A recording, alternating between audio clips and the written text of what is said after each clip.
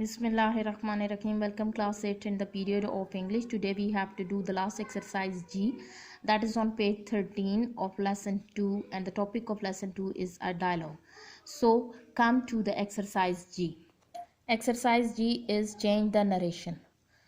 ये सवाल यूं भी हो सकता है चेंज द स्पीच, और ये सवाल यूं भी हो सकता है change the direct speech into indirect speech, और ये सवाल यूं भी हो सकता है change the direct narration into indirect narration. Speech या नरेशन का मतलब, स्पीच का मतलब होता है कि बात करने का तरीका, और नरेशन का मतलब होता है बयान करना। डायरेक्ट स्पीच का मतलब होगा कि जब आप स्पीकर के वर्ड्स को एज इट इज़ रिपीट कर देंगे और उनको इन्वर्टेड कॉमास में रख देंगे तो वो क्या कहलाएगी, डायरेक्ट स्पीच। और इनडायरेक्ट स्पीच क्या कहलाएगी, कि जब आप स्पीकर के वर्ड्स में अपने अल्फाज का भी इजाफा कर देते हैं तो वो क्या कहलाती है, इनडायरेक्ट स्पीच। यहाँ पर नीचे हम सेंटेंस नंबर 1 करते हैं, उससे हमें वाज़े अंदाज में पता चल जाएगा कि डायरेक्ट स्पीच हम किसे कहते हैं और इनडायरेक्ट स्पीच क्या है। सेंटेंस नंबर 1 जो है वो है Qasim said I have just come back from Saudi Arabia. इसमें आपको दो हिस्से नज़र आ रहे हैं, एक इन्वर्टेड कॉमर्स के अंदर है। जो इन्वर्टेड कॉमर्स के अंदर हिस्सा है इसे हम कहते हैं रिपोर्टेड स्पीच। क्या कहते हैं जी, रिपोर्टेड स्पीच। और एक हिस्सा इन्वर्टेड कॉमर्स के बाहर है, उसे हम कहते हैं रिपोर्टिंग स्पीच। रिपोर्टिंग स्पीच में दो चीज़ें मौजूद हैं, कासिम और सैड। कासिम रिपोर्टिंग स्पीच का सब्जेक्ट है और सैड रिपोर्टिंग वर्ब है। और रिपोर्टिंग वर्ब बड़ा क्रूशियल रोल प्ले करता है जब आप डायरेक्ट स्पीच को इनडायरेक्ट स्पीच में कन्वर्ट कर रहे होते हैं, क्योंकि इसी की बिना पर आगे टेंस में कन्वर्जन्स होती हैं। यहाँ पर आपके पास जो है वो सैड है, पास्ट फॉर्म में आपका रिपोर्टिंग वर्ब मौजूद है। अगर आपका रिपोर्टिंग वर्ब पास्ट फॉर्म में मौजूद है तो आपके पास रिपोर्टेड स्पीच जो है वो प्रेजेंट परफेक्ट में है, तो आप उसको पास्ट परफेक्ट में चेंज करेंगे।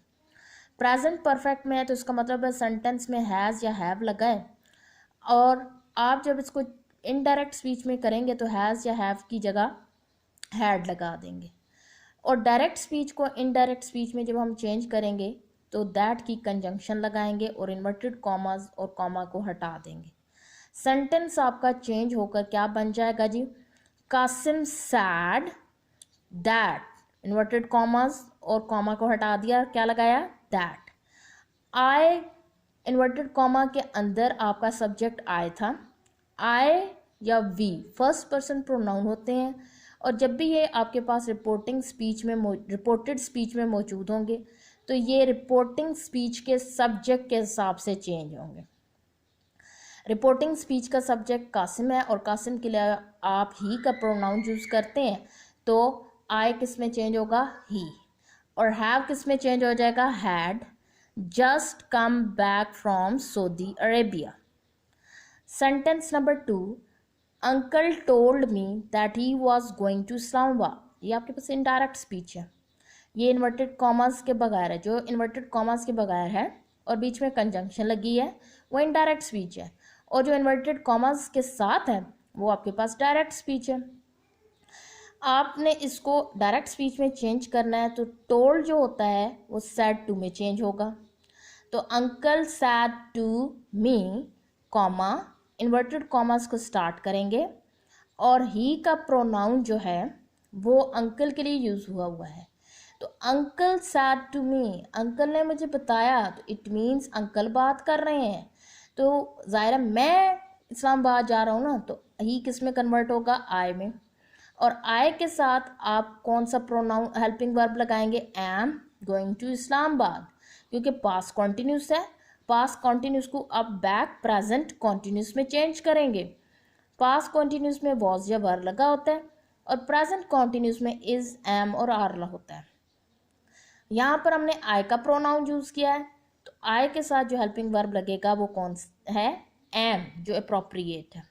Sentence number 3, Qasim says I am happy that my brother has started helping me. जब आपके पास यहाँ पर आप देख रहे हैं कि सेज आपका रिपोर्टिंग वर्ब है, जब आपके पास से रिपोर्टिंग वर्ब हो, सेज हो या हैज़ सेड, या हैव सेड, या विल से, या शैल से हो, तो सेंटेंस में कोई इन्वर्ट जो आपके पास रिपोर्टेड स्पीच है उसमें कोई चेंज नहीं आती सवाए प्रोनाउंस के। तो हमारे पास जो चेंज आएगी वो कासिम सेज, इन्वर्टेड कॉमास हटाएंगे, दैट लगाएंगे, आई का प्रोनाउन ही में चेंज होगा। इज हैप्पी, दैट, माय के लिए आपने ही यूज किया ना, तो ही का पोजेसिव प्रोनाउन क्या होगा, his. Brother has started helping मी, और ही का जो है वो आपके पास ऑब्जेक्टिव प्रोनाउन हिम आता है, तो यहाँ पर आप क्या लगाएंगे, him. Sentence number 4 is uncle said how is your mother no. ये आपके पास सिंपल सेंटेंस नहीं है जी, ये आपके पास क्वेश्चन है। जब क्वेश्चंस मौजूद होते हैं तो उस सूरत में उनको कन्वर्ट करने का तरीक़ा का ज़रा मुख्तलिफ है। उसमें जो रिपोर्टिंग वर्ब सैड है वो आस्क या क्वेश्चन या इंक्वायर्ड में कन्वर्ट हो जाता है, या इंटरोगेटेड का वर्ब भी आप यूज़ कर सकते हैं। और यहाँ पर जब ये इंट्रोगेटिव प्रोनाउन से आपका सेंटेंस रिपोर्टेड स्पीच स्टार्ट हो रही है तो उस सूरत में आप कंजंक्शन नहीं लगाएंगे, क्योंकि हाउ, व्हेन, वेयर, व्हाट ये सिंपल सेंटेंस में आम जुमले में रिलेटिव प्रोनाउन का काम सर अंजाम देती हैं, ठीक है।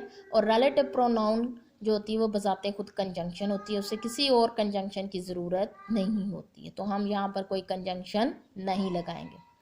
रिपोर्टेड स्पीच को जब हम लोग कन्वर्ट करेंगे इनडायरेक्ट स्पीच के अंदर तो ये आम जुमले में कन्वर्ट हो गए। और सिंपल सेंटेंस जो होता है उसमें आपका सब्जेक्ट पहले आता है और हेल्पिंग वर्ब बाद में आता है। यहाँ पर आप देख रहे हो कि हाउ आपका इंटरोगेटिव प्रोनाउन है, इज़ आपका हेल्पिंग वर्ब है और योर मदर आपका सब्जेक्ट है।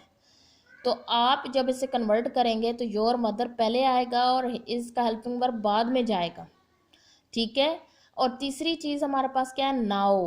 नाउ एडवर्ब ऑफ टाइम है, नाउ को हम जब इनडायरेक्ट स्पीच में चेंज करेंगे तो ये देन में कन्वर्ट होगा, ठीक है।